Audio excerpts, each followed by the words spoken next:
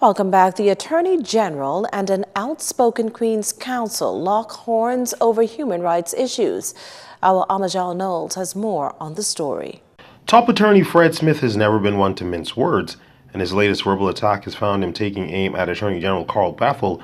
This following the AG's blistering release this week that found the booklet published by what he called self-proclaimed human rights group Rights Bahamas both offensive and defamatory.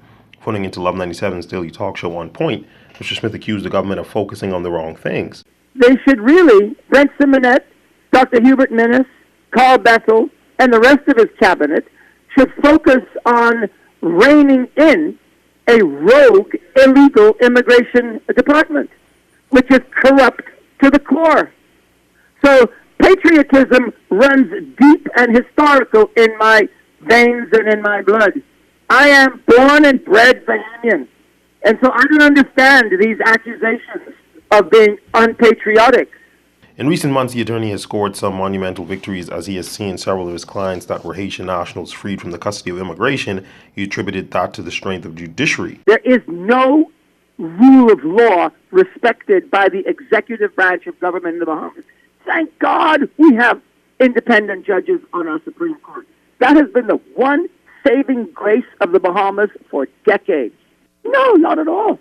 I've been doing this for 41 years, Wendell. I have been working in human rights from the day I became a lawyer in 1977. This is nothing new. They just don't like it because I'm protecting the rights of Haitians. We talk about rights all the time in the Bahamas. But as soon as people actually assert their rights, the government and many people become, it's like they lost the plot.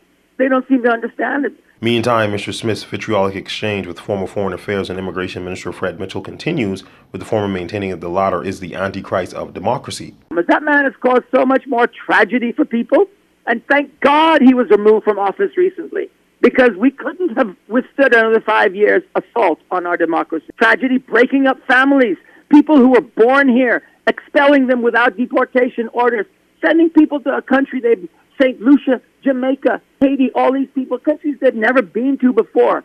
People, children who have gone to school for years in our system, born in the Bahamas, suddenly prevented from going to school for years, creating a completely illegal class of people.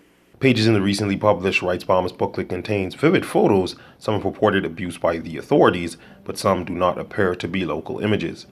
For JCN News, I'm Amajal Knowles. Now, Mr. Smith also taking on the controversial Oban deal. The Save the Bay's attorneys calling for a judicial review in the matter, citing that the deal has serious implications for the island of Grand Bahama. In related news, the opposition's rant against the Oban HOA continues, with it now being labeled among the most confusing and negligent heads of agreement ever entered into by any government. And the name calling doesn't stop there. Opposition leader Philip Davis further slamming it as reckless, shrouded with incompetence, fraud, and dishonesty, with a cast of characters straight out of a book of fiction. This, of course, after it emerged that the HOA tabled in the House of Assembly bore a different signature than the one signed in the presence of the media. Is it that this was simply a ceremonial signing and there are possibly two different documents out there? Whatever the answers to these searching questions, in my view, this represents a fundamental dishonesty on government by sleight of hand. The country is entitled to implicitly rely on the word of a prime minister. The prime minister has an ethical responsibility to tell the truth. He has a legal responsibility not to mislead the House. In any other developed system of parliamentary democracy, this would be grounds to move a vote of no confidence and censure the Prime Minister and the government for materially misleading the country and the House.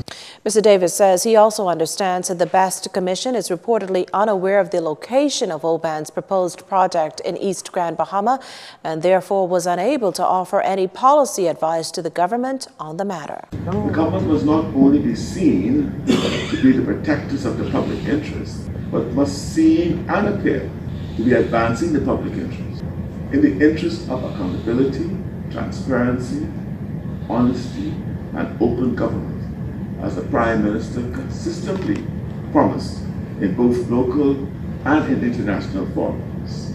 He must come clean and clear the air on all of these questionable matters. These observations and queries beg the questions of what was the consultative process with the Attorney General and his office. Were they aware of these maneuvers? Are they satisfied as to its legality?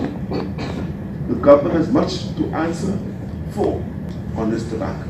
Prime Minister Dr. Hubert Minnis has, however, promised to address lingering concerns about the HOA during the mid-year budget debate, which kicks off in the House of Assembly on Wednesday. Meantime, the Deputy Prime Minister chalking up claims he's to benefit hugely from the $5.5 billion OBAN agreement as political mischief. In a release dispelling the WhatsApp message making the rounds, DPM and Minister of Finance Peter Turnquist said such allegations are truly unfortunate and shows the desperation of operatives who know no bounds of decency and have no basis on which to attack the government.